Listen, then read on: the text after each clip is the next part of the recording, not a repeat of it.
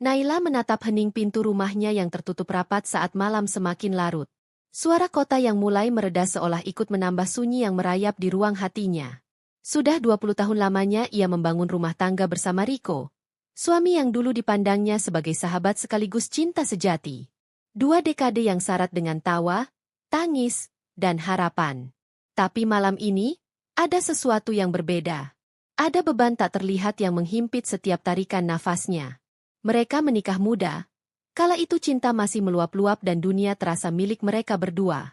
Meski belum juga dikaruniai anak, Naila tak pernah merasa kekurangan. Ia percaya, cinta yang kuat bisa mengalahkan semua kekurangan. Suaminya selalu menjadi sandaran, dan karirnya sebagai wanita pekerja keras pun berjalan mulus. Ia berjuang untuk menjadi pribadi yang mandiri, yang tak hanya mengandalkan suami. Namun, selama 2 tahun terakhir, rumah tangga itu mulai rapuh tanpa suara yang jelas. Perubahan Riko membuat Naila terpaku. Dulu, suaminya adalah pria yang hangat, penuh perhatian, dan selalu mengutamakan keluarga. Kini, ia sering pulang larut malam tanpa kabar. Handphonenya tak pernah lepas dari genggaman, dan saat Naila bertanya, jawaban yang diterimanya singkat dan dingin. Ia merasa seperti asing di rumahnya sendiri. Di ruang tamu yang sederhana, Naila duduk sendiri. Televisi menyala tanpa arah, hanya jadi pengisi hampa di sekitarnya. Matanya kosong menatap layar, tapi pikirannya melayang ke hari-hari yang mulai berubah. Ia ingat masa lalu ketika Riko masih seperti pria yang dulu ia cintai. Masa-masa penuh canda tawa, makan malam sederhana di meja kayu, hingga pelukan hangat yang menenangkan jiwa. Namun kini, ruang itu terasa beku, dan hati Naila mulai tersayat ragu. Ia mencoba mengabaikan firasat buruk yang menghantuinya. Mungkin aku yang terlalu lelah, pikirnya. Tapi malam demi malam, ia semakin sulit tidur. Selalu waspada akan sesuatu yang belum terucap. Suatu pagi, ketika Riko berangkat kerja, Naila memperhatikan aroma parfum asing yang samar tertinggal di kerah baju suaminya. Aroma itu begitu berbeda, bukan yang biasa dipakainya. Jantung Naila berdegup tak menentu. Ia mencoba mengusir perasaan cemas itu, tapi bayangan-bayangan gelap mulai memenuhi pikirannya. Hari-hari berlalu dengan keheningan yang semakin dalam. Riko makin tertutup, tak seperti dulu yang terbuka dan penuh cerita. Naila yang biasa kuat mulai merasa rapuh. Ia rindu pada suaminya yang dulu, tapi entah bagaimana, jarak itu makin melebar. Di kantor, Naila mencoba fokus pada pekerjaannya sebagai eksekutif muda yang berhasil meniti karir. Ia dikenal tegas dan cerdas. Namun, tak ada yang tahu bahwa di balik senyum profesionalnya, ada hati yang sedang berperang melawan rasa sakit. Rekan-rekannya sering memperhatikan betapa sering Naila termenung saat jam istirahat. Bahkan sahabat dekatnya, Rani, mulai bertanya dengan nada prihatin. "Nai, kamu baik-baik saja? Aku lihat kamu beda akhir-akhir ini." Naila hanya tersenyum tipis dan mengangguk. Ia tak ingin membebani siapapun dengan masalah rumah tangganya. Tapi Rani tahu ada sesuatu yang tersembunyi. Sesuatu yang lebih dari sekadar stres kerja. Di malam yang dingin, Naila menunggu di ruang makan. Suara pintu depan terdengar membuka pelan. Riko pulang dengan langkah berat, wajahnya tertutup lelah dan ekspresi yang sulit dibaca. Ia meletakkan tas kerja tanpa sepatah kata, lalu langsung menuju kamar mandi.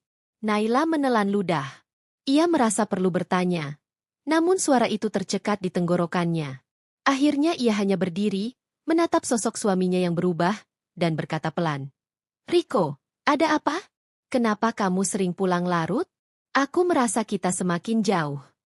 Riko berhenti sejenak di depan cermin. Ia menatap dirinya sendiri seperti mencari jawaban yang sama. "Aku lelah, Nai," jawabnya singkat. "Banyak hal yang harus aku urus. Kamu juga sibuk dengan pekerjaanmu, kan?" Naila merasakan dingin yang menusuk. "Aku di sini, Riko. Aku istrimu. Kita seharusnya bisa bicara." Namun Riko hanya menggeleng, lalu masuk ke kamar tidur. Pintu tertutup pelan tanpa ada kelanjutan pembicaraan. Hari-hari berikutnya semakin membuat Naila resah. Kecurigaannya tumbuh menjadi bayang-bayang yang terus menghantuinya. Ia mulai memperhatikan setiap detil yang mungkin jadi petunjuk. Handphone Riko yang tiba-tiba terlindungi password baru, telepon malam yang tiba-tiba diterima dengan suara lirih, dan perubahan sikap yang kian menjauh. Suatu malam, Naila secara tidak sengaja menemukan sebuah pesan masuk di handphone Riko. Pesan itu singkat tapi mengandung kata-kata yang membuat jantungnya seperti dihantam badai. Ia melihat nama, Tiara, tertulis di layar, disusul dengan kata-kata manis yang jelas bukan untuknya. Air matanya mengalir tanpa bisa ia tahan. Ia merasa dikhianati oleh orang yang paling ia percaya. Namun, di balik rasa sakit itu, ada bara amarah yang mulai menyala. Naila tahu, ini bukan akhir dari cerita mereka. Ia bertekad, walau hatinya hancur, untuk mencari tahu kebenaran lebih dalam. Bukan hanya demi dirinya, tapi demi harga dirinya sebagai perempuan yang selama ini setia dan berjuang membangun rumah tangga. Seminggu setelah penemuan itu, Naila mencoba mengajak Riko bicara. Tapi Riko menghindar, menutup diri di balik dinginnya sikap yang semakin menusuk. Dalam hatinya, Naila merasa seperti berada di persimpangan jalan. Haruskah ia bertahan dengan cinta yang perlahan memudar? Ataukah ia harus bangkit dan memperjuangkan dirinya sendiri? Malam itu, di tengah hujan yang turun pelan, Naila menatap langit gelap dari jendela kamar. Ia berbisik lirih, "Aku tak akan menangis lagi. Aku harus kuat, untuk aku, untuk masa depan yang layak kupunya." Malam itu, angin berembus pelan, menelusuk masuk lewat celah jendela kamar. Naila baru saja selesai merapikan cucian kering dari mesin. Ia menurunkan satu persatu baju kerja Riko yang baru dijemur siang tadi. Saat itulah, sebuah aroma samar menyusup ke hidungnya. Parfum. Namun, bukan parfum yang biasa digunakan suaminya. Parfum itu lembut, manis, dan menyeratkan kesan feminin yang kuat. Seketika langkah Naila terhenti. Ia mendekatkan baju itu ke wajahnya, menghirup perlahan. Semakin dekat, semakin jelas bahwa aroma itu tidak familiar. Ia bukan sedang menduga-duga ini benar-benar aroma parfum perempuan. Hatinya mulai bergemuruh, seperti ada badai kecil yang mulai tumbuh dari dasar dadanya. Ia meletakkan baju itu dengan tangan yang gemetar. Sebuah firasat buruk menyelinap, membuat napasnya terasa lebih berat dari biasanya. Mungkin hanya menempel dari kantor, pikirnya sesaat, mencoba menenangkan pikiran. Tapi Riko bukan tipe yang suka berdiri dekat dengan siapapun. Apalagi wanita, kecuali memang sengaja. Malam itu, ia menunggu Riko pulang dengan dada yang dipenuhi rasa gelisah. Jarum jam sudah melewati angka 11 malam. Tak ada kabar. Ponsel Riko tak bisa dihubungi. Pesan WhatsApp-nya hanya centang 2, tak dibalas. Sudah hampir seminggu ini kebiasaannya pulang larut menjadi hal yang normal. Tapi kali ini berbeda. Hati Naila tidak bisa tinggal diam. Akhirnya, sekitar pukul 11:30 malam, pintu depan terbuka perlahan. Riko masuk dengan langkah santai, membawa bau rokok yang samar tercampur dengan wangi yang sama wangi yang tadi siang menempel di bajunya. Naila duduk di sofa ruang tamu, menatap suaminya tanpa berkata sepatah kata. Riko juga tak menyapa. Ia berjalan lurus, hendak masuk ke kamar mandi. "Riko," suara Naila terdengar tenang, tapi syarat ketegangan. Riko berhenti. Menoleh singkat. "HM, aku nyuci bajumu tadi siang. Parfumnya beda. Aku nggak pernah beli parfum seperti itu untuk kamu," ucap Naila dengan suara pelan tapi tegas. Riko menghela napas kasar. "Nai, kamu mulai lagi." "Aku cuma tanya. Kamu tahu jawabannya," ucap Naila, mencoba menahan emosinya. "Kamu kenapa akhir-akhir ini berubah, pulang larut, dan sekarang, aroma asing di bajumu? Kamu bisa jawab jujur." Riko berjalan mendekat, wajahnya mulai menunjukkan ketidaksabaran. "Ini yang aku benci dari kamu, Nai. Terlalu banyak curiga. Kamu pikir aku ini siapa? Setiap malam kamu periksa bajuku, cek handphoneku diam-diam, dan sekarang tanya soal parfum? Kamu nggak sadar ya kamu tuh sibuk banget sama kerjaan kamu? Kamu lebih milih karir daripada rumah ini." Perkataan itu seperti cambuk tajam menghantam dada Naila. Ia tertegun. Tidak pernah sekalipun ia menyepelekan rumah tangganya. Justru karena ingin membantu keuangan, ia bekerja keras. Bahkan sebagian besar kebutuhan rumah mereka ditanggungnya. Namun, sekarang, kerja kerasnya dianggap kesalahan. "Kamu terlalu sibuk cari uang sampai lupa jadi istri." Suara Riko meninggi, menyudutkan Naila. Naila berdiri, tubuhnya gemetar menahan emosi. "Lupa jadi istri? Aku ini yang jaga rumah, bayar tagihan, beliin kebutuhan kamu, masak, urus semuanya meski capek. Aku yang tetap bertahan ketika kita nggak punya anak selama 20 tahun. Padahal aku juga bisa aja menyerah waktu itu. Tapi aku tetap di sini, bersamamu, karena aku cinta sama kamu. Rico terdiam. Tapi bukan karena merasa bersalah melainkan, karena merasa terganggu oleh perlawanan Naila. Kalau kamu memang punya orang lain, bilang sekarang. Aku cuma mau dengar jujur. Jangan buat aku jadi perempuan yang harus cari tahu sendiri kebenaran. Rico? Lanjut Naila, suaranya mulai serak karena tangis yang ditahan. Tapi Rico malah memutar tubuh, melangkah menuju kamar mandi tanpa menjawab. Aku capek. Nggak mau debat. Tidur aja sana, besok kamu kerja lagi, kan? Naila membeku. Tangannya mengepal. Kali ini, bukan hanya sakit yang ia rasakan, tapi juga penghinaan. Seolah perannya sebagai istri tak ada harganya. Seolah, kehadirannya selama 20 tahun hanya formalitas semata. Malam itu ia tak bisa tidur. Di dalam kamar, Rico tidur membelakangi, sementara Naila duduk termenung di sisi ranjang. Matanya merah, pikirannya berkecamuk. Ia bukan wanita lemah, tapi ia juga bukan batu. Ia punya batas. Dan kata-kata Rico barusan adalah garis merah yang selama ini belum pernah disentuh. Esok paginya, Rico sudah pergi saat Naila keluar kamar. Tak ada ucapan selamat pagi, tak ada pelukan, tak ada bekal yang ia siapkan seperti dulu. Hanya meja makan kosong dan kursi yang dingin. Di kantor, Naila berusaha menjalani rutinitasnya. Tapi semua terasa berat. Fokusnya buyar. Saat rapat, pikirannya melayang ke wajah Rico yang acuh. Saat makan siang, tangannya gemetar membuka ponsel, berharap ada pesan permintaan maaf. Tapi nihil. Rani, sahabat kerjanya, menghampirinya dengan secangkir kopi hangat. Nai, kamu beneran gak mau cerita? Naila menatap Rani, lalu menghela napas panjang. Aku nggak tahu, Ran. Aku cuma merasa semua mulai berubah. Kayaknya Rico. Belum sempat ia melanjutkan, air matanya jatuh. 1 tetes, 2 tetes. Ia usap cepat-cepat. Malu kalau terlihat terlalu rapuh. Aku mulai curiga dia punya orang lain. Tapi aku belum punya bukti kuat. Dan aku takut kalau aku tahu, aku nggak bisa tahan. Ucapnya lirih. Rani memegang tangan Naila, mencoba menenangkan. Kalau kamu mau, aku bisa bantu cari tahu. Aku punya kenalan penyelidik pribadi. Diskret, aman. Naila tersentak. Opsi itu memang pernah terlintas di kepalanya. Tapi selalu ia tekan. Namun sekarang, ketika semua sikap Rico tak lagi bisa dipahami, mungkin itu satu-satunya cara untuk tahu yang sebenarnya. Aku pikir-pikir dulu ya, jawab Naila pelan. Malam harinya, Naila membuka lemari lama yang jarang ia sentuh. Di sana, ia menyimpan banyak kenangan foto-foto pernikahan, surat cinta dari masa muda, hadiah ulang tahun sederhana dari Rico dulu. Semuanya kini terasa seperti peninggalan dari kehidupan yang tak lagi nyata. Ia memandangi satu foto mereka berdua diambil saat liburan tahun ke-10 pernikahan mereka. Wajah mereka berseri, tangan saling menggenggam, penuh harapan. Naila menyentuh foto itu, matanya berkaca-kaca. Kamu berubah, Rico. Tapi aku akan cari tahu kenapa. Kalau kamu menghancurkan rumah tangga ini karena perempuan lain, aku nggak akan diam. Aku nggak akan biarin aku jadi korban. Bisiknya pada dirinya sendiri. Di dalam hatinya, Naila mulai menyusun kekuatan.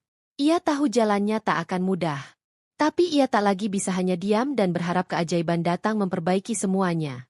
Cinta yang tak dihargai tidak layak dipertahankan tanpa kejelasan. Ia harus tahu kebenaran, apapun itu. Karena kali ini, ia bukan hanya wanita yang mencintai, tapi juga wanita yang berhak mendapatkan keadilan. Hujan turun deras sore itu ketika Naila duduk sendirian di dalam mobilnya, memandangi layar ponsel dengan dada sesak. 3 hari lalu, ia akhirnya menghubungi detektif swasta yang direkomendasikan Rani. Pria itu bergerak cepat, mengamati gerak-gerik Rico selama 2 hari penuh dan hari ini, ia mengirimkan laporan lengkap. Ada foto, ada rekaman, ada satu nama. Tiara. Gadis muda berusia 26 tahun, bekerja di salah satu perusahaan event organizer. Cantik. Lah, penuh pesona. Dalam salah satu foto, Naila melihat Riko duduk di kafe. Tangan mereka saling menggenggam. Di foto lain, Riko keluar dari apartemen bersama Tiara, masih dengan wajah tenang seolah tak melakukan kesalahan. Naila merasa tubuhnya lemas. Tangannya gemetar saat menggulirkan galeri. Detektif itu menulis ringkasan, target menginap di apartemen milik perempuan bernama Tiara Lestari selama 2 malam berturut-turut. Sering bertemu siang hari. Ada gestur mesra. Mesra. Kata itu menghantam Naila seperti batu. Selama ini, ia bahkan tak lagi mendapatkan sentuhan sekecil pelukan dari Riko. Tangisnya pecah. Di tengah hujan yang membasahi kaca depan mobil, Naila akhirnya menerima kenyataan bahwa rumah tangganya tidak lagi suci. Ia dikhianati.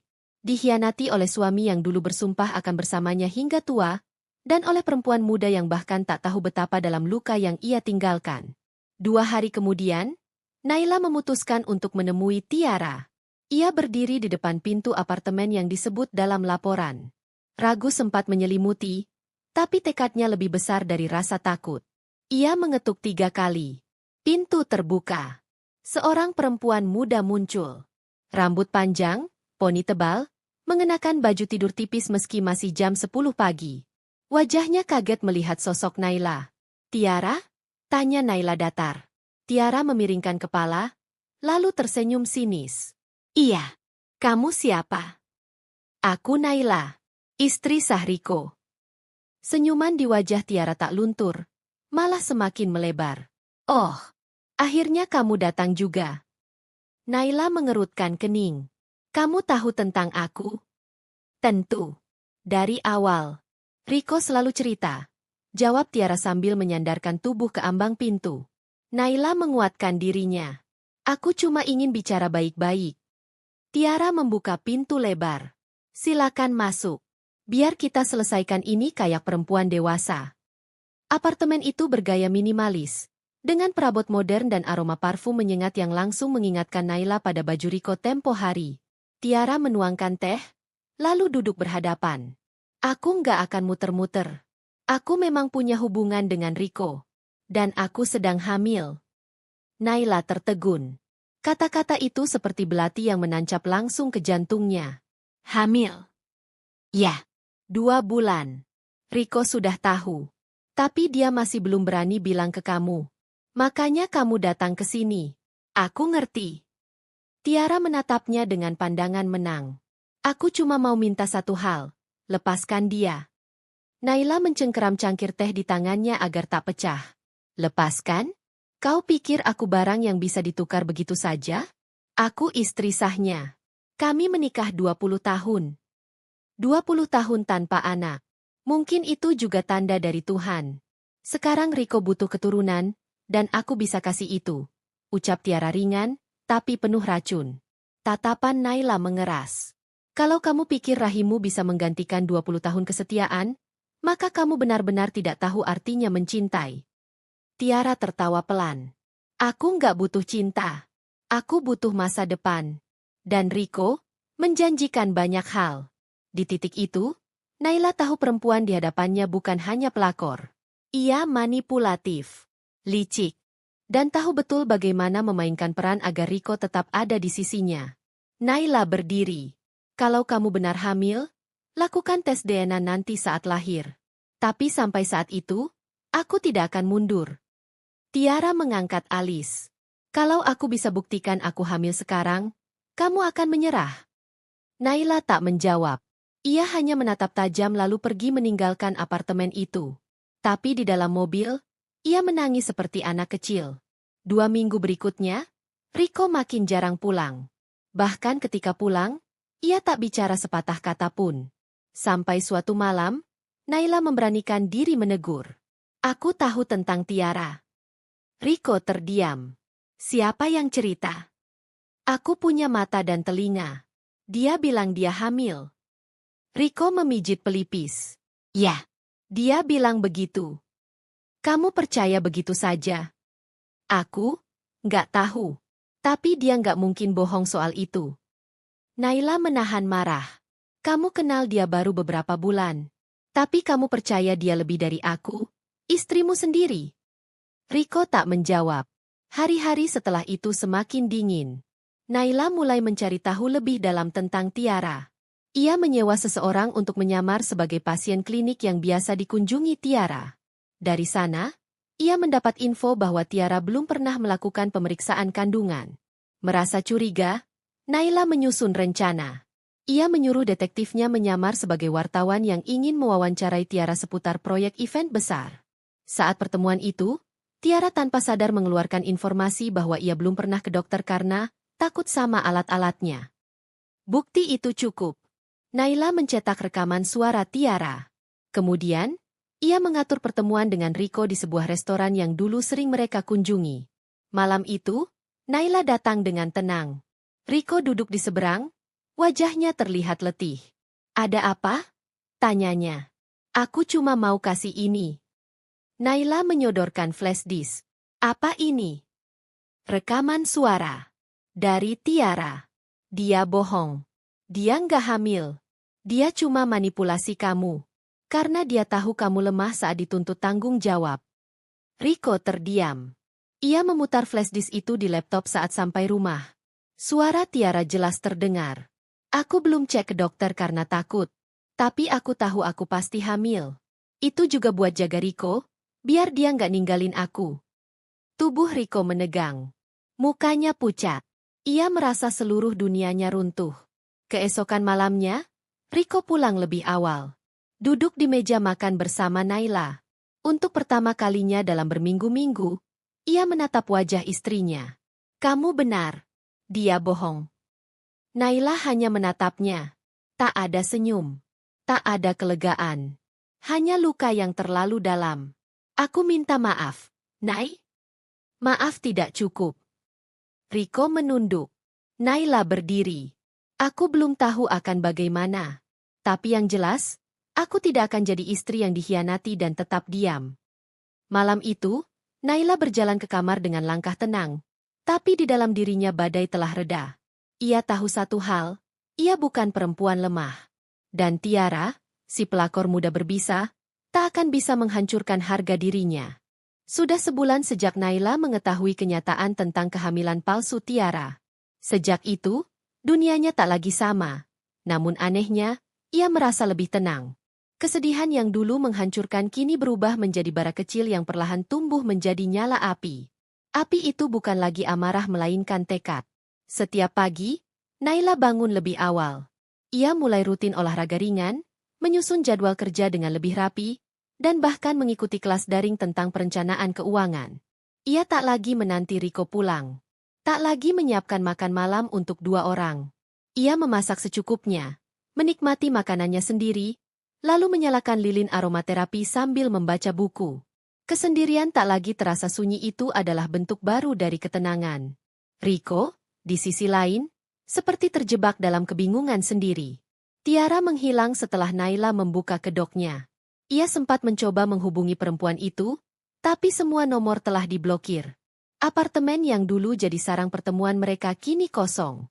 Dan yang tersisa hanyalah rasa malu dan kekalahan.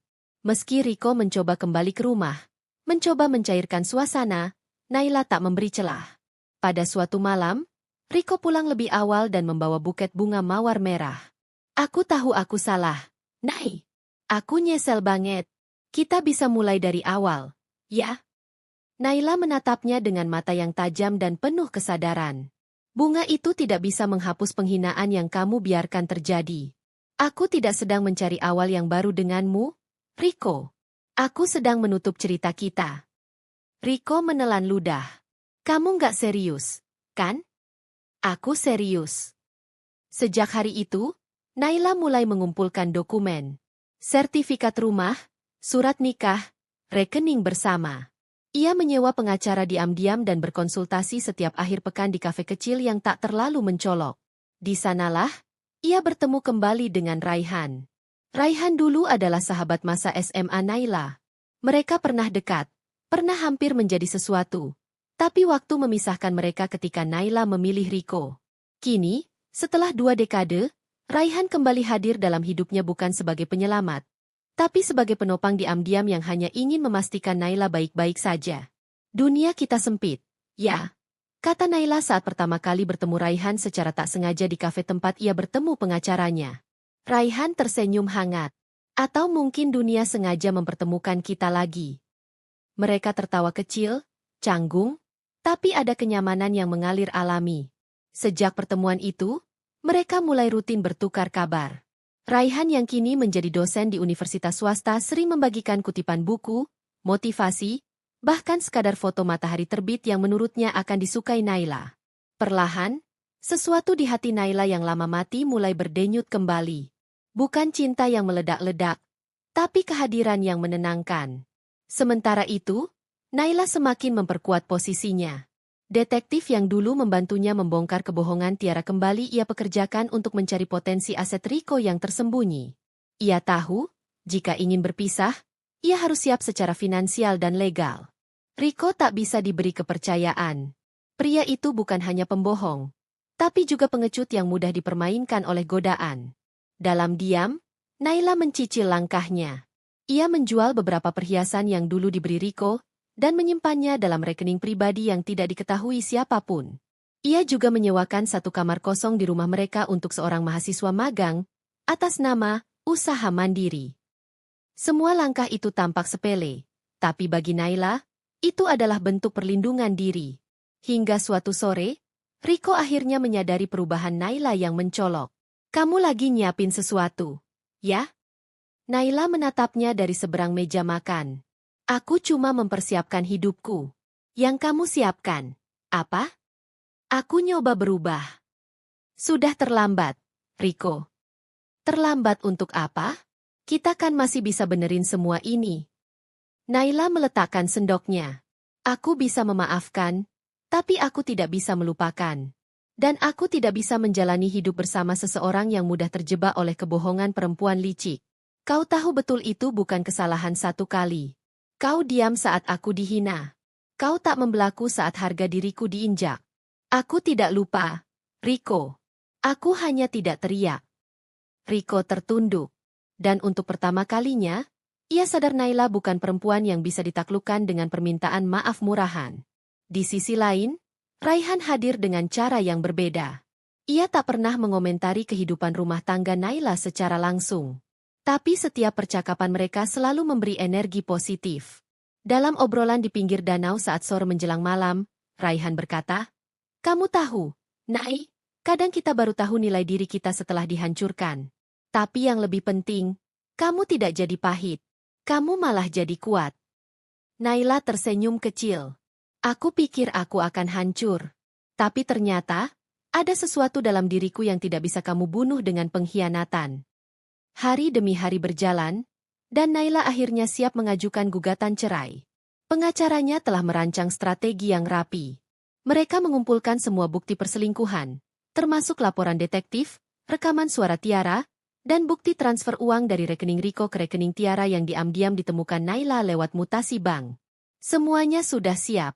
Satu-satunya hal yang belum siap adalah perasaan Riko. Saat Naila menyampaikan surat resmi dari pengacaranya, Riko merobek amplopnya tanpa membaca. Kamu nggak bisa gini. Aku suamimu. Naila berdiri tenang. Justru karena kamu suamiku, aku tahu kamu tak layak jadi pendamping hidupku. Kamu pikir Raihan bisa gantikan aku? Naila terdiam sejenak. Aku tidak mencari pengganti. Aku mencari kedamaian. Riko membanting kursi. Kamu perempuan egois. Naila menggeleng. Aku perempuan yang akhirnya memilih dirinya sendiri. Hari-hari setelahnya dipenuhi proses hukum. Riko mencoba melawan, tapi dengan semua bukti, posisi Naila tak tergoyahkan. Ia meminta hak rumah dan pembagian aset sesuai hukum. Ia tidak berniat melukai, tapi ia juga tidak membiarkan dirinya diinjak lagi. Raihan tetap hadir di sela-sela proses itu. Ia tak pernah mendesak, tak pernah meminta apa-apa. Tapi senyumnya, cara ia mendengarkan, dan bagaimana ia selalu bertanya, "Kamu udah makan?" membuat Naila merasa dilihat bukan sebagai korban, tapi sebagai manusia. Sampai suatu hari, setelah semua sidang selesai, Naila berdiri di depan rumahnya, menatap langit senja. Hari itu, ia resmi bercerai. Tak ada pesta, tak ada air mata. Hanya satu napas panjang dan langkah mantap. Ia membuka ponsel, menulis pesan singkat. Terima kasih sudah membuat aku sadar, Ray, bahwa luka tidak harus membusuk. Kadang, luka membentuk sayap baru. Raihan membalas, kalau kamu siap terbang, aku akan tetap jadi langitmu. Naila tersenyum. Untuk pertama kalinya dalam waktu yang lama, ia merasa bebas. Tidak karena laki-laki baru, tapi karena ia menemukan dirinya sendiri. Naila yang dulu lembut, kini telah bangkit sebagai perempuan tangguh. Dan dunia, akhirnya melihat itu. Hari itu datang lebih cepat dari yang diduga.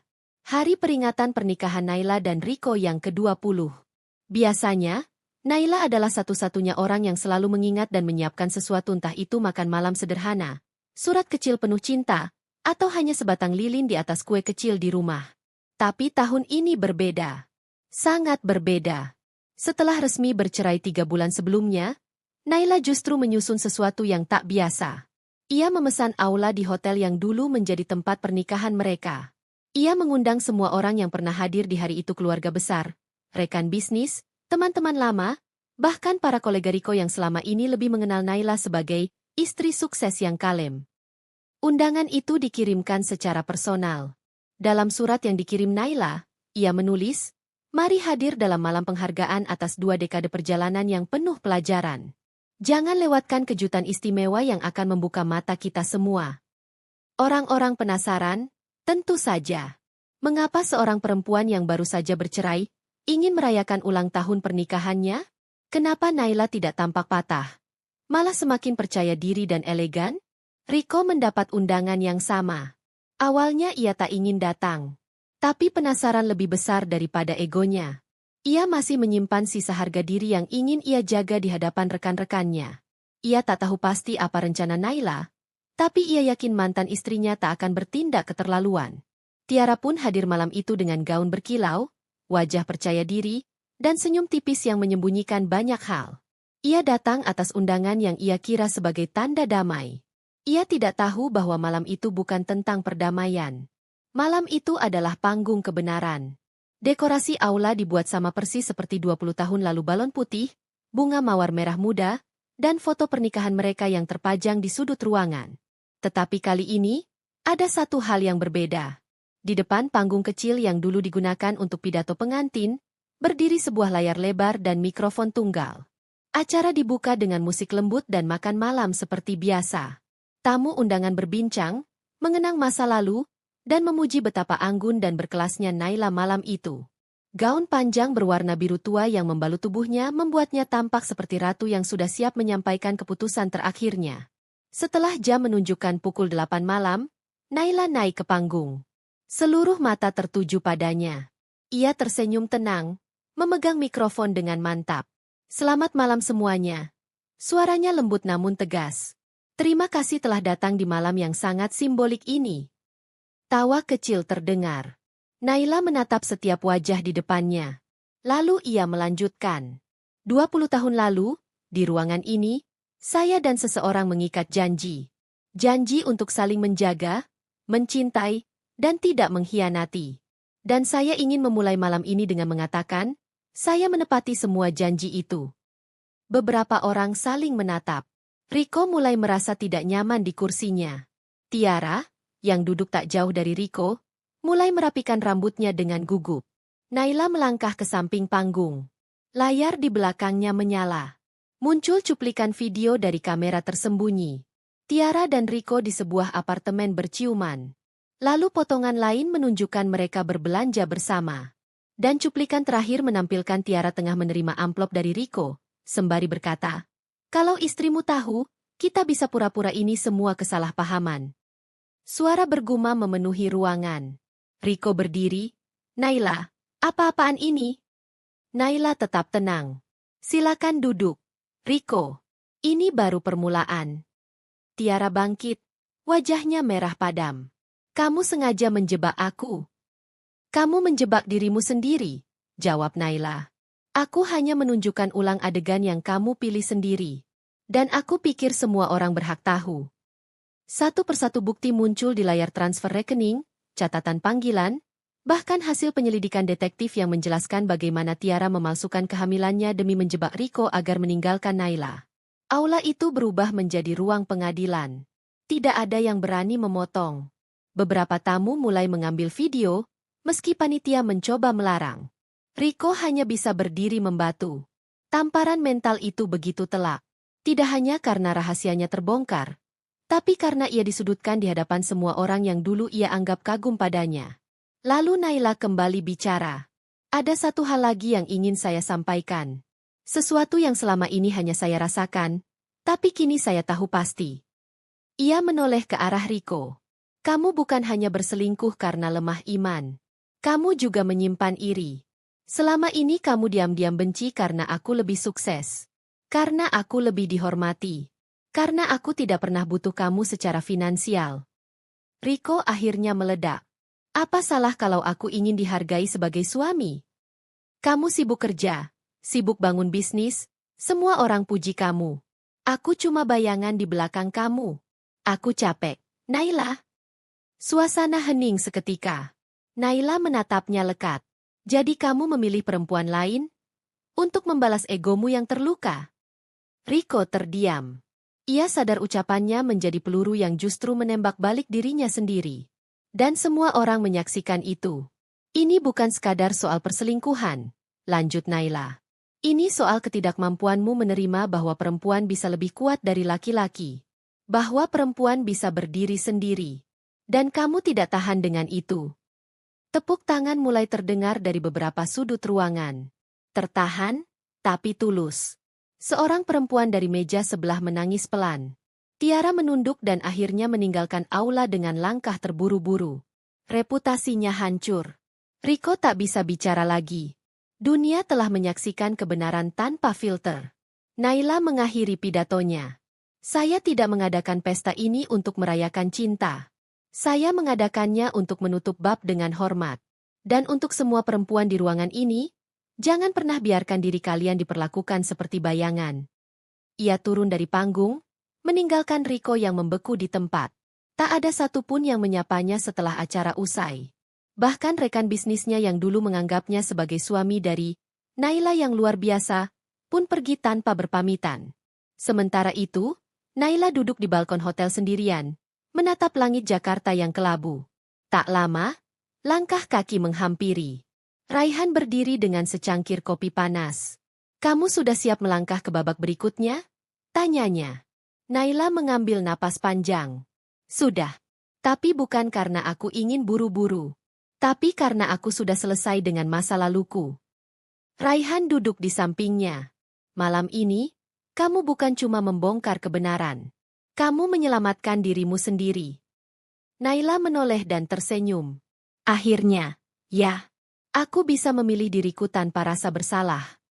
Langit malam tetap sama. Tapi bagi Naila, hidup sudah berubah selamanya. Ia telah membalikkan keadaan. Dan untuk pertama kalinya dalam 2 dekade, ia merasa menang bukan karena membalas, tapi karena membebaskan diri. 3 hari setelah malam pesta peringatan pernikahan itu, surat gugatan cerai resmi dari Naila sampai di tangan Riko. Tak ada amarah, tak ada kata-kata hinaan. Hanya lembaran-lembaran tegas yang menyatakan bahwa pernikahan mereka sudah tak layak dipertahankan. Riko membaca surat itu di kamarnya, masih mengenakan pakaian tidur yang belum diganti sejak malam kejadian. Hidupnya jungkir balik dalam hitungan jam. Ia tak hanya kehilangan Naila, tetapi juga kehilangan harga diri, martabat, dan semua pengaruh sosial yang selama ini ia banggakan. Teleponnya sepi, tak ada lagi rekan bisnis yang ingin bertemu. Bahkan klien yang dulu mengidolakan pasangan, harmonis, itu kini mulai menarik diri. Ia menyendiri. Mengurung diri di apartemen yang dulu ia pakai diam-diam bersama Tiara. Sekarang, tempat itu bukan lagi surga rahasia, melainkan penjara yang sunyi dan penuh bayangan dosa. Tiara datang membawa 2 kantong plastik berisi makanan dan 1 amplop kecil di tangannya. Wajahnya dipoles rapi, dengan senyum yang dipaksakan. Aku bawa makanan, dan ini hasil tes kehamilan dari klinik baru. Mereka lebih akurat. Riko memandang amplop itu sejenak sebelum membukanya. 2 lembar kertas tertulis rapi, dengan cap klinik terkenal di pojok kanan atas. Matanya menyisir tiap baris cepat. Hingga tiba di bagian kesimpulan. Negatif. Tidak ditemukan tanda-tanda kehamilan. Kertas itu nyaris lepas dari tangannya. Riko mendongak dengan tatapan tajam. Negatif? Kau bilang kau hamil. Itu alasan kenapa aku memilih menghancurkan semuanya. Tiara berusaha mendekat, tapi Riko berdiri, mendorong kursi hingga terjatuh. Kamu bohong? Suaranya pelan, tapi penuh racun. Aku hanya ingin kamu serius sama aku. Riko, Tiara tergagap, panik. Waktu itu kamu makin jauh. Kamu bilang masih ragu. Aku cuma memaksa nasib kita agar jelas. Dengan bohong? Riko mengangkat suara. Kamu tahu apa yang sudah aku hancurkan? Pernikahan 20 tahun, reputasi, karierku semua. Karena aku pikir akan ada tanggung jawab baru. Tiara terdiam. Matanya mulai berkaca. Tapi bukan karena rasa bersalah. Lebih karena takut. Ia tahu, ini akan terjadi. Tapi ia tak siap menghadapi amukan Riko yang selama ini lebih banyak diam. Riko berjalan gelisah di ruangan. Napasnya berat. Ia tahu ia salah. Tapi ia tidak siap jika ternyata semua pengorbanannya dibayar dengan kebohongan lain. Dan anak itu? Tanyanya tajam. Foto USG yang kamu tunjukkan waktu itu? Siapa sebenarnya ayah dari bayi itu? Tiara? Tiara terdiam. Lalu, dengan suara rendah ia menjawab, bukan kamu. Waktu seakan berhenti. Riko tertawa pendek, sarkastik. Luar biasa. Jadi aku hancurkan hidupku demi seorang pembohong yang bahkan tidak tahu siapa ayah anaknya. Tiara membela diri. Dengar, Riko. Aku tidak punya pilihan. Aku tahu kamu tidak akan pernah tinggalkan Naila kalau tidak ada alasan kuat. Jadi aku menciptakan alasan itu.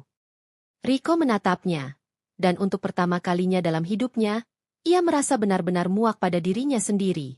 Ia bukan hanya telah menghancurkan rumah tangganya, tapi ia dihancurkan oleh seseorang yang bahkan tidak ia kenal sepenuhnya. Seseorang yang ia pikir akan memberi warna baru dalam hidupnya, ternyata hanyalah manipulasi yang menyamar sebagai cinta. Kamu pikir aku akan tetap menikahimu setelah semua ini? Desis Riko. Tiara tertawa miris. Kalau kamu nggak menikahi aku akan sebarkan semua. Video kita. Percakapan kita. Bukti transfer uang. Kamu pikir aku nggak simpan semua itu? Aku bukan perempuan bodoh. Riko. Aku tahu laki-laki sepertimu mudah terpesona, tapi cepat membuang. Dan aku nggak mau jadi korban berikutnya. Riko terdiam. Di luar, Jakarta terdengar seperti kota yang tak peduli. Tapi di ruangan itu, dunia Riko benar-benar retak. Ia tahu Tiara tidak main-main. Wanita itu licik dan kejam. Bahkan mungkin sejak awal, ia sudah punya rencana untuk naik kelas dengan menjebaknya. Dan kini, setelah semuanya terbongkar, Tiara masih punya satu kartu truf, aib. Hari-hari berikutnya, Riko hidup dalam tekanan yang terus menghimpit. Ia menghindari panggilan keluarga, tak berani membuka media sosial karena hujatan terus mengalir. Banyak yang menyesalkan pengkhianatannya pada Naila, bahkan keluarganya sendiri menjauh. Orang tuanya yang dulu sangat menyayangi Naila kini menyatakan kecewa berat. Naila, di sisi lain, hidupnya perlahan menata kembali. Setelah keputusan cerai disahkan, ia fokus membesarkan bisnisnya, aktif dalam kegiatan sosial, dan mendekatkan diri pada keluarganya. Kehidupan yang dulu penuh luka kini terasa lebih ringan tanpa Riko, tanpa kebohongan. Raihan, sahabat masa mudanya, menjadi orang pertama yang mendukung Naila di masa pemulihan. Pria itu tidak pernah mencoba mengambil celah dengan tergesa-gesa. Ia tahu, luka hati Naila terlalu dalam untuk diobati dengan cinta baru. Yang ia lakukan hanyalah ada dan hadir. Sementara itu, Riko mulai merasa tercekik. Tiara semakin menuntut kepastian. Ia ingin pernikahan. Ia ingin kehidupan mewah yang dulu Naila miliki. Ia ingin nama belakang Riko untuk mengangkat posisinya kembali. Tetapi Riko kehilangan semuanya. Ia tidak punya posisi di kantor lamanya. Ia sudah mundur dari proyek-proyek besar. Bahkan tabungannya mulai terkuras untuk membayar pengacara dan tuntutan aset yang harus diserahkan pada Naila sesuai kesepakatan perceraian. Menikahimu tidak akan mengubah apapun, Tiara, katanya pada suatu malam, dengan nada datar. Kamu harus, jawab Tiara tajam. Atau kita sama-sama jatuh. Terlambat, desah Riko. Aku sudah jatuh. Dan kamu yang dorong aku ke tepi. Tiara mengangkat alis. Kalau begitu kita jatuh sama-sama. Dunia tahu kamu selingkuh. Tapi kalau mereka tahu kamu juga pernah memperlakukan aku dengan kasar. Aku nggak pernah sentuh kamu, Riko memotong. Kamu pikir orang peduli pada kebenaran? Tiara mendekat, berbisik. Yang mereka dengar adalah cerita pertama yang disebar. Dan aku punya sangat banyak cerita. Riko terduduk. Tak ada yang bisa ia lakukan selain menerima semua ini. Ia adalah tawanan dari pilihan-pilihan buruk yang ia buat sendiri. Dan kini, wanita yang dulu ia pilih dengan mata tertutup, berubah menjadi penjaga pintu penjaranya. Tapi seperti bangunan yang sudah retak sejak lama, kebohongan Tiara tak bertahan lama. Suatu hari, salah satu kenalan Riko yang bekerja di klinik tempat Tiara melakukan tes mengirimkan informasi bahwa nama pasien sebenarnya bukan Tiara, melainkan seseorang lain yang hasilnya dipalsukan atas nama Tiara. Riko memburu kebenaran itu. Ia menyuap staf klinik, dan akhirnya mendapatkan video CCTV saat Tiara datang dengan wanita lain untuk mengganti data hasil tes. Itu bukti kuat bahwa seluruh narasi tentang kehamilan bahkan sejak awal adalah tipuan besar. Kemarahan Riko meledak. Tapi bukan hanya karena ia dibohongi. Lebih karena ia merasa bodoh. Sangat bodoh. Ia mengorbankan satu-satunya orang yang mencintainya sepenuh hati Naila demi seseorang yang bahkan tak pernah jujur sejak awal. Malam itu, ia menghampiri apartemen Tiara. Tidak dengan emosi, tapi dengan satu koper. Ia meletakkan koper itu di dekat pintu dan berkata, "Aku pergi. Lakukan apapun yang kamu mau dengan ancamanmu. Aku nggak peduli lagi. Semuanya sudah hancur, Tiara. Tapi aku tidak akan tambah hancur hanya karena kamu."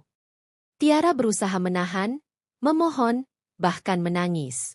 Tapi Riko sudah tak punya apa-apa lagi untuk ditukar. Tidak cinta, tidak harga diri, tidak masa depan. Sementara itu, Naila duduk di ruang kerjanya, membaca email dari sebuah yayasan pemberdayaan perempuan yang ingin bekerja sama dengannya untuk seminar. Perempuan dan luka tak terlihat. Ia tersenyum kecil.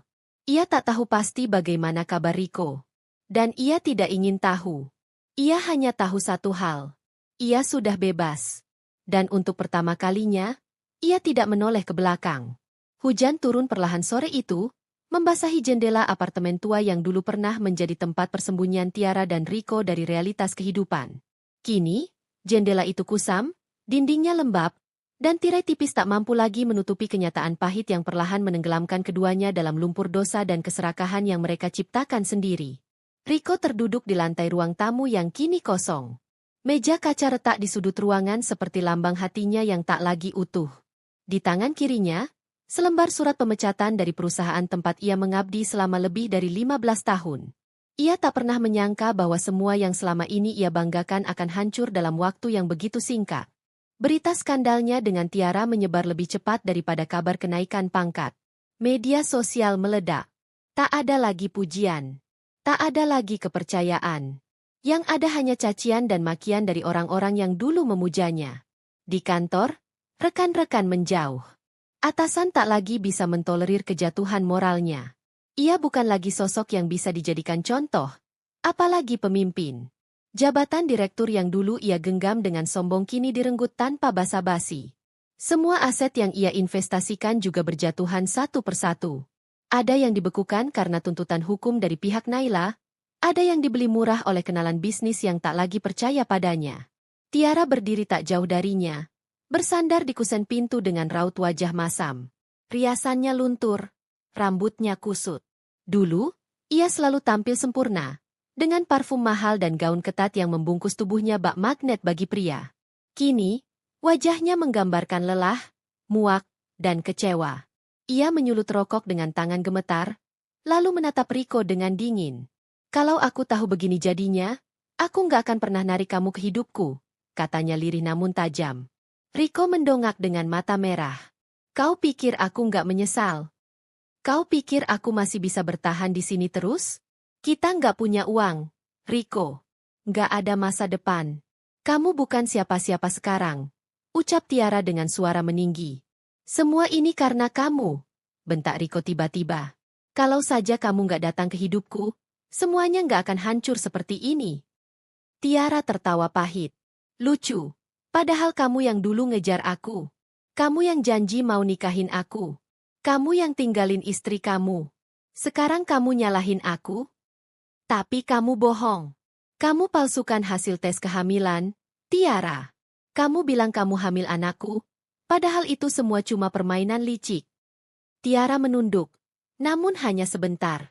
Ia menatap Riko kembali dengan tajam, lebih tajam dari sebelumnya. Memang aku bohong. Tapi kamu yang bodoh. Kamu pikir aku bakal mau repot-repot nyari bukti palsu kalau kamu dari awal bisa jujur ke diri kamu sendiri? Riko menghela napas berat. Tangannya mengepal. Ia tahu ia telah terjerumus terlalu dalam. Ia hancur bukan hanya karena tipu daya Tiara, tapi karena egonya sendiri. Karena ia terlalu lemah untuk menolak godaan. Karena ia terlalu sombong menganggap bahwa hidup akan selalu memihaknya. Hari-hari selanjutnya menjadi lebih kelam. Riko harus menjual mobilnya. Apartemen itu satu-satunya tempat tinggal yang tersisa. Itu pun sudah diincar oleh bank karena cicilan menunggak. Tiara yang dulu manja, kini mulai sering menghilang. Ia keluar pagi dan pulang larut malam, seringkali tak memberi kabar. Riko tahu, Tiara sedang mencari pelarian. Ia tahu, wanita itu mulai jenuh dengannya. Suatu malam, Tiara pulang dalam keadaan mabuk. Ia menjatuhkan tasnya di lantai dan melangkah lunglai ke sofa. Riko yang baru saja selesai menghangatkan makanan hanya memandanginya dengan lelah. "Kamu dari mana?" tanyanya datar. Tiara tidak menjawab. "Kamu tidur dengan siapa kali ini?" Tiara mendengus. "Jangan sok suci. Dulu kamu juga tidur sama aku waktu kamu masih punya istri." Kata-kata itu menusuk dada Riko seperti belati. Ia menghela napas dalam-dalam dan masuk ke kamar, meninggalkan Tiara tergeletak di sofa seperti boneka rusak. Sementara itu, jauh dari kehancuran yang menimpa Riko dan Tiara, Naila menjalani kehidupannya yang jauh berbeda. Ia yang dulu terpuruk dan dihina, kini berdiri dengan kepala tegak. Perceraian yang menyakitkan justru menjadi titik balik yang membangkitkannya dari kubangan luka. Ia fokus membesarkan anak-anaknya, menyelesaikan terapi, dan perlahan membangun kembali kepercayaan dirinya. Bermodal tabungan dan jaringan teman-temannya, Naila mendirikan sebuah yayasan yang ia beri nama Pelita Perempuan, khusus bagi perempuan korban perselingkuhan dan kekerasan rumah tangga. Setiap hari, ia menerima cerita dari wanita-wanita yang pernah merasa tak berharga, yang kehilangan segalanya karena dikhianati. Di setiap cerita, Naila menemukan bagian dari dirinya sendiri yang dulu hancur. Yayasan itu berkembang cepat. Media mulai meliput kisah perjuangan Naila. Ia diundang ke berbagai seminar, diskusi, bahkan menjadi narasumber di program televisi. Sosoknya yang dulu hanya dikenal sebagai istri Riko, kini dikenal sebagai aktivis perempuan yang menginspirasi. Ironi yang begitu pahit bagi Riko yang kini hanya bisa menonton dari layar ponsel yang retak, mencuri wifi tetangga karena tak sanggup lagi bayar paket data. Dalam salah satu siaran televisi, Naila berkata dengan suara tenang, "Dulu, saya pernah berpikir saya tidak akan bisa hidup tanpa suami saya. Tapi kenyataannya, hidup saya justru dimulai saat saya memilih berdiri sendiri. Perempuan harus tahu bahwa kita bisa sembuh. Kita bisa bangkit. Dan kita berhak bahagia, meski harus melewati luka terlebih dahulu." Kata-kata itu viral. Banyak yang membagikannya. Nama Naila menjadi simbol kekuatan dan harapan. Sementara itu, nama Riko menjadi simbol kehancuran dan pengkhianatan. Di suatu pagi yang muram, Riko bangun dan mendapati Tiara sudah tak ada. Ia meninggalkan catatan singkat di meja dapur. "Aku sudah cukup. Aku muak. Jangan cari aku. Hidupmu sisa runtuhan dan aku nggak mau tenggelam bersamamu. Aku pergi, dan jangan harap aku kembali." Tak ada air mata. Hanya sunyi. Hanya dinding kusam dan bau apak yang menemaninya kini. Riko terduduk di meja itu selama berjam-jam. Tak ada panggilan. Tak ada pesan. Tak ada yang peduli lagi apakah ia makan atau mati. Beberapa hari kemudian, Riko mencoba menghubungi beberapa teman lamanya. Semuanya tak menjawab. Bahkan satu orang pun tak ada yang bersedia membantunya mencari kerja baru. Ia pernah menolak banyak orang saat berada di atas, dan kini ia menuai balasannya. Karma memang tidak pernah salah alamat. Ia datang lambat, namun pasti. Ia datang dalam bentuk kehilangan, kesepian, dan kehancuran. Rico berjalan kaki ke kantor lamanya suatu siang. Ia hanya ingin melihat dari luar. Gedung itu masih berdiri megah. Mobil-mobil mewah masih terparkir rapi. Tapi di dalam sana, tak ada lagi namanya di plakat ruangan direksi. Tak ada yang mengenalnya. Satpam baru bahkan melarangnya masuk. Ia hanya bisa berdiri di luar pagar, menatap kosong. Di tengah keramaian dunia, Rico menjadi sepi. Ia bukan siapa-siapa. Ia kehilangan keluarga, kehilangan nama baik, kehilangan cinta, dan kehilangan diri sendiri. Dan Tiara? Entah di mana ia kini. Mungkin ia telah menemukan mangsa baru. Mungkin ia juga sedang terpuruk. Tapi Rico tak lagi peduli. Yang ada hanya penyesalan yang tak bisa diulang, dan waktu yang terus berjalan tanpa menoleh. Di sudut kota yang berbeda, di bawah langit yang sama, Naila berdiri di pelataran yayasannya. Di sekelilingnya, puluhan perempuan tersenyum, memeluknya, berterima kasih karena telah membuka jalan bagi mereka. Dan Naila tahu bahwa dari semua reruntuhan, Tuhan menumbuhkan harapan. Bahwa di balik kehancuran, ada kebangkitan. Dan bahwa akhir dari semua sandiwara adalah awal dari hidup yang sesungguhnya. Angin sore berhembus pelan menyusuri lorong panjang di sebuah gedung pengadilan negeri. Langit Jakarta hari itu kelabu, seolah ikut menahan napas, menyaksikan akhir dari sebuah drama panjang penuh luka, pengkhianatan, dan kehancuran. Di tengah hiruk-pikuk suara langkah kaki dan denting jam dinding tua, seorang wanita berbalut jas putih gading berdiri tenang di hadapan pintu ruang sidang utama. Naila. Kini, ia bukan lagi perempuan yang rapuh dan dicampakkan. Bukan lagi istri yang dihina karena dianggap tak menarik, tak mampu membahagiakan, atau terlalu lurus untuk mengimbangi dunia Rico. Hari ini, ia adalah perempuan yang menguasai arena. Di tangannya, ada kebenaran. Dan kebenaran itu sudah terlalu lama dikubur dalam-dalam oleh orang-orang yang menyakitinya. Sidang itu adalah babak akhir dari semua yang telah terjadi. Setelah berhasil menyelesaikan perceraian dengan memenangkan hak asuh anak dan penguasaan harta Gonogini, Naila melangkah lebih jauh. Ia menggugat balik Tiara atas tuduhan pemalsuan dokumen medis dan pencemaran nama baik. Bukti-bukti telah dikumpulkan selama berbulan-bulan, dibantu oleh tim hukum terbaik yang bekerja tanpa pamrih karena terinspirasi oleh kekuatan Naila. Kamera wartawan sudah berjejer sejak pagi. Nama Naila kini menjadi sorotan nasional. Berita tentang dirinya menghiasi laman utama media online, tak lagi sebagai istri yang dikhianati, tetapi sebagai simbol keadilan yang akhirnya berbicara. Ketika sidang dibuka, publik menghela napas serempak. Semua menunggu satu hal, pembongkaran besar-besaran yang dijanjikan Naila dalam pernyataan pers seminggu lalu. Rico duduk di bangku tergugat dengan wajah kusut dan tubuh yang kurus. Dasi longgarnya tak lagi memberi kesan berwibawa. Di sebelahnya, Tiara tampak gelisah. Matanya menyapu ruangan, mencari-cari kemungkinan melarikan diri dari kenyataan yang siap menelannya bulat-bulat. Hakim mempersilakan Naila bicara. Ia berdiri perlahan, membenarkan mikrofon, lalu menatap hadirin. Suaranya tenang, namun menyayat. Yang mulia, hadirin semua, hari ini saya tidak hanya menuntut keadilan untuk diri saya sendiri. Saya berdiri di sini sebagai suara bagi banyak perempuan di luar sana yang dihancurkan oleh kebohongan dan pengkhianatan. Yang selama ini memilih diam karena takut, malu, atau merasa tak punya pilihan. Ia memutar layar proyektor, menampilkan salinan dokumen hasil tes kehamilan palsu yang pernah digunakan Tiara untuk menjebak Rico. Di layar berikutnya, muncul rekaman CCTV yang memperlihatkan Tiara memasuki sebuah klinik bayangan tempat ia melakukan manipulasi data medis. Bukti demi bukti ditampilkan, rinci dan tak terbantahkan. Tiara mencoba menyela, namun pengacaranya menarik lengannya pelan. Mereka tahu, permainan telah selesai. Naila melanjutkan dengan memutar rekaman suara potongan percakapan antara Rico dan Tiara di mana mereka merencanakan bagaimana menghancurkan Naila secara perlahan agar perceraian bisa berjalan tanpa memecah reputasi mereka. Semua rekaman itu diserahkan oleh mantan rekan kerja Rico, yang muak melihat kelicikan mereka dan akhirnya memilih berpihak pada kebenaran. Setiap detik dari pembongkaran itu menelanjangi satu persatu kebusukan yang selama ini dibungkus rapi dalam senyum palsu dan kemewahan semu. Ruangan hening. Banyak yang menunduk, termasuk Rico.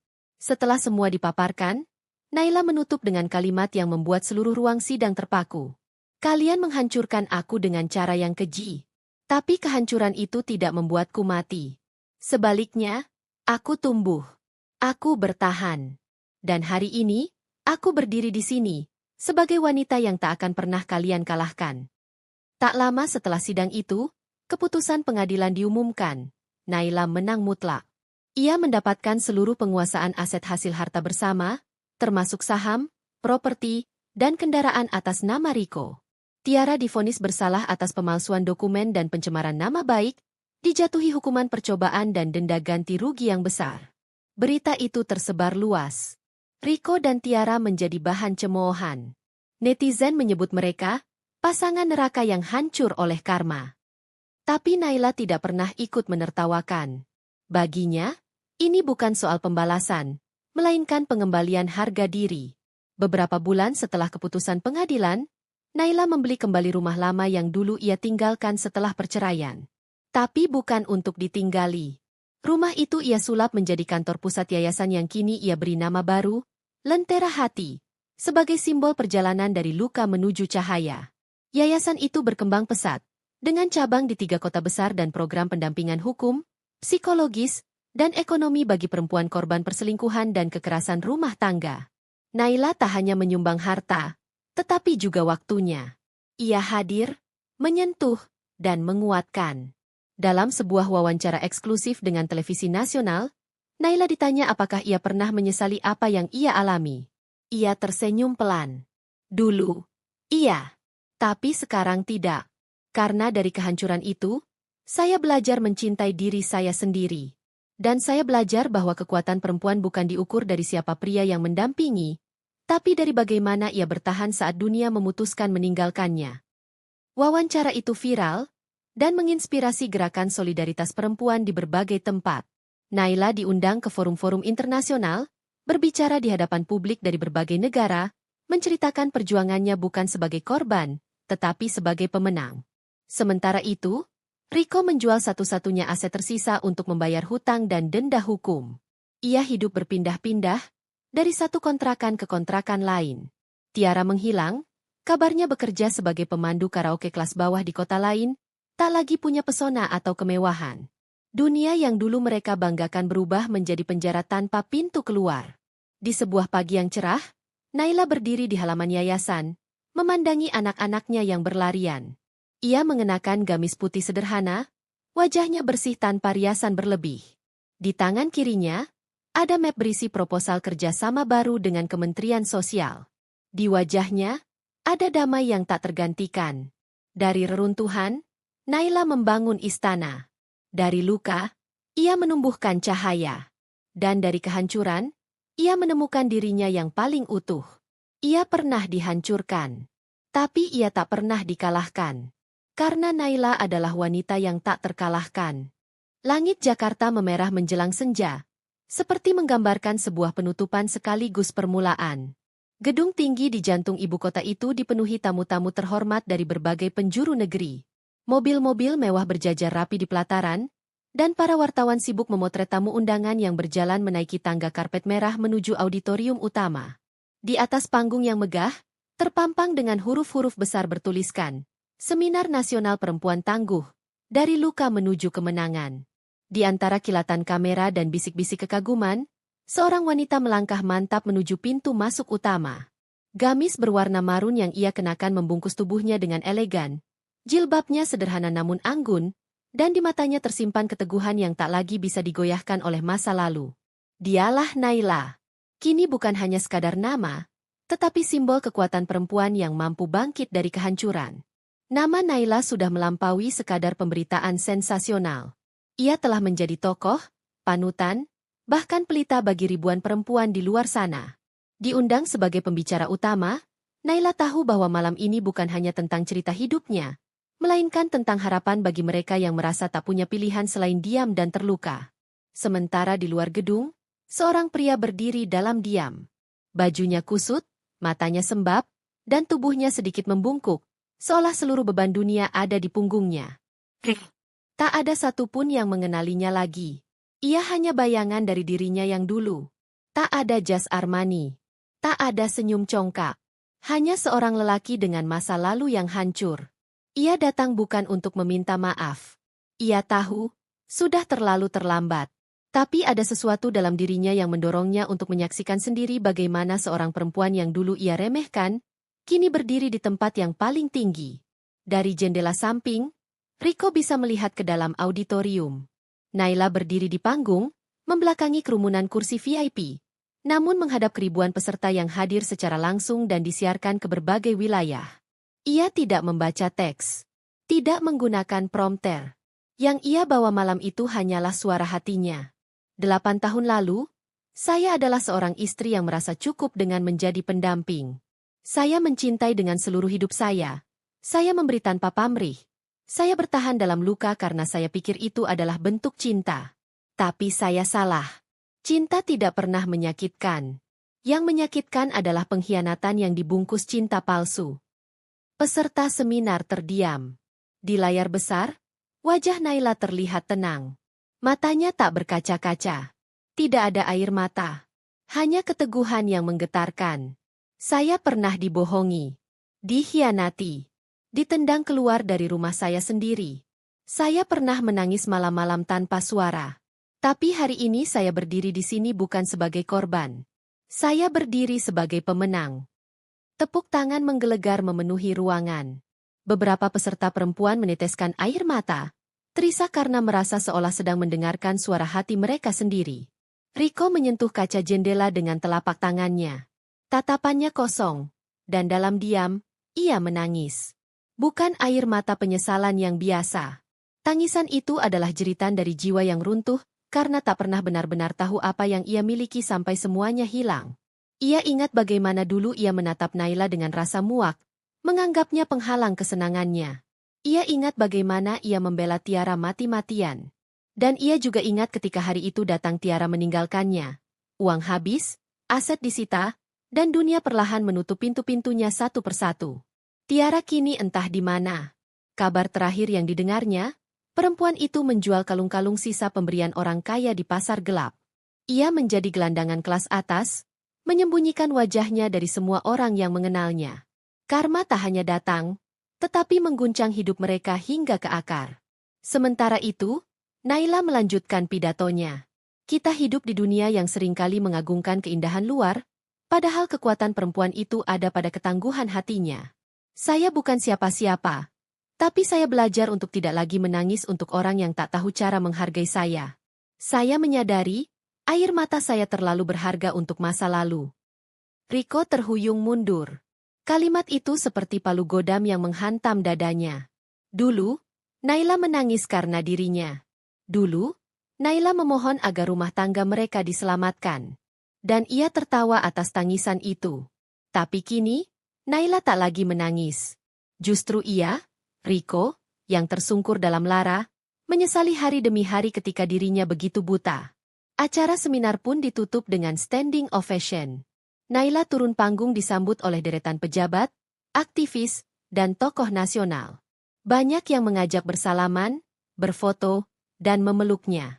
Ia tersenyum sopan, sesekali menunduk rendah sebagai bentuk hormat. Tapi yang ada dalam pikirannya saat itu hanyalah satu hal. Dirinya yang dulu pasti tersenyum bangga melihat dirinya hari ini. Saat ia melangkah menuju mobil, pengawalnya menahan gerakan. Ada seseorang di kejauhan, berdiri di balik pohon. Sosok yang tampak seperti gelandangan, namun tatapannya terpaku pada Naila dengan penuh luka. Naila tahu siapa itu. Ia tidak perlu mendekat untuk memastikan. Jarak yang ada tak seberapa dibanding jarak hati mereka yang telah dipisahkan oleh kejahatan dan pengkhianatan.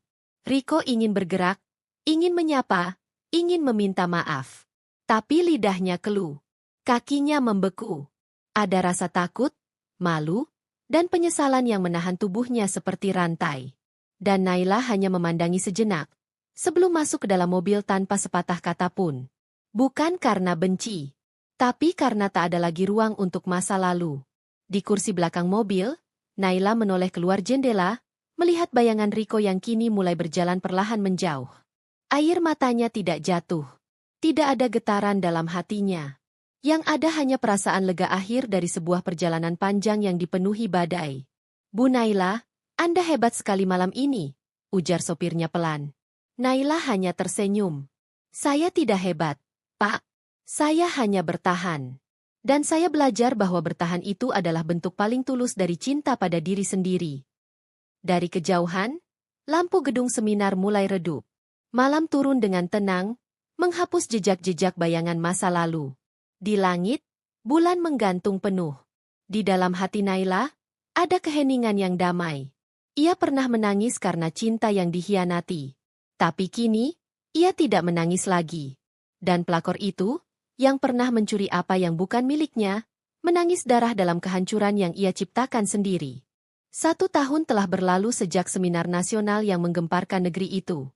Nama Naila bukan hanya menjadi ikon perempuan tangguh di Indonesia, tapi juga mulai merambah panggung internasional.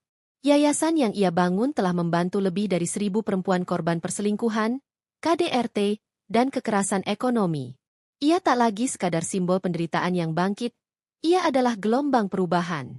Gedung kaca 5 lantai bertuliskan, Naila Women Foundation, kini berdiri megah di kawasan elit Jakarta. Tiap harinya, ratusan perempuan datang dan pergi, mengikuti pelatihan, terapi trauma, hingga pemberdayaan ekonomi. Di dalam kantor pusat, Naila duduk menghadap jendela besar di lantai tertinggi, menikmati secangkir teh hangat. Kabar tentang Tiara dan Riko telah lama tak ia hiraukan. Namun seperti semesta yang selalu punya cara mempertemukan masa lalu dengan kenyataan, pagi itu, sebuah surat datang. Bukan surat biasa.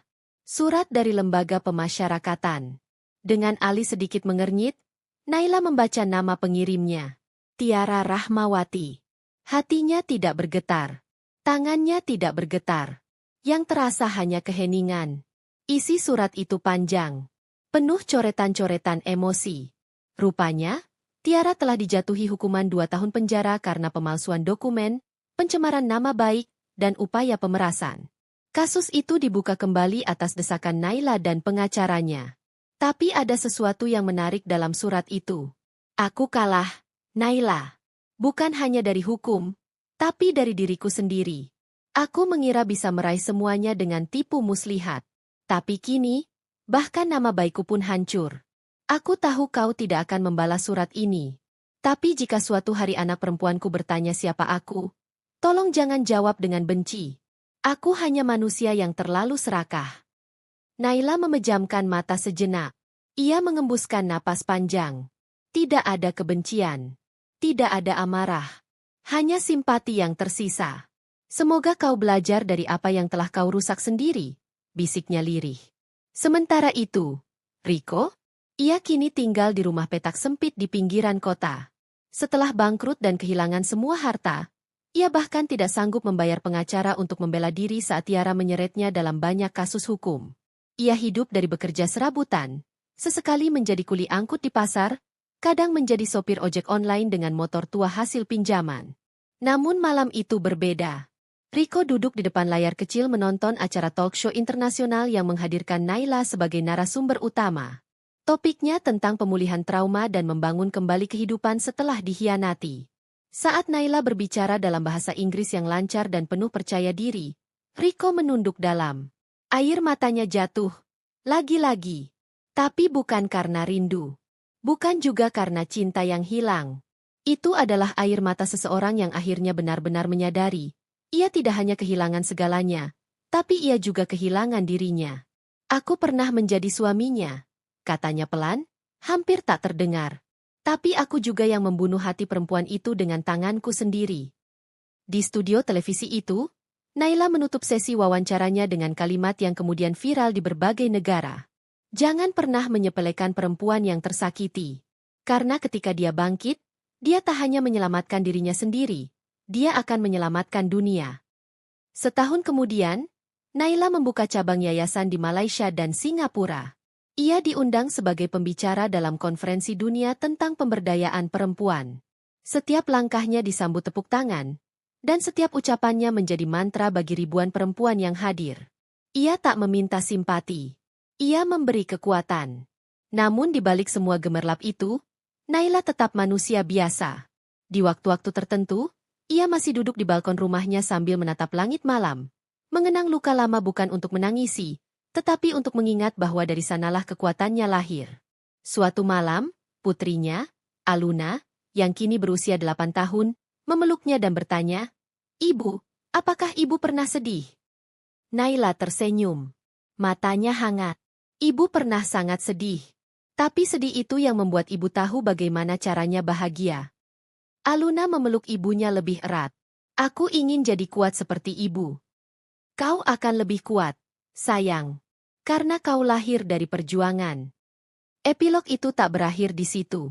Dalam sebuah wawancara terakhir menjelang peluncuran bukunya yang berjudul Aku Tidak Menangis Lagi, Naila ditanya oleh seorang jurnalis muda, "Jika kau bisa bicara dengan Naila di masa lalu, perempuan yang dikhianati, apa yang akan kau katakan padanya?" Naila terdiam sejenak, lalu menjawab dengan mantap, "Terima kasih sudah bertahan. Karena tanpamu, aku tak akan jadi sekuat ini." Lampu studio padam perlahan. Tepuk tangan menggema. Kamera berhenti merekam. Tapi kisah Naila belum berakhir. Karena di setiap hati perempuan yang bangkit dari luka, Naila hidup. Dan pada akhirnya, dunia pun mengerti. Air mata seorang perempuan bisa mengubah dunia jika ia memilih untuk tidak lagi menangis, melainkan melangkah.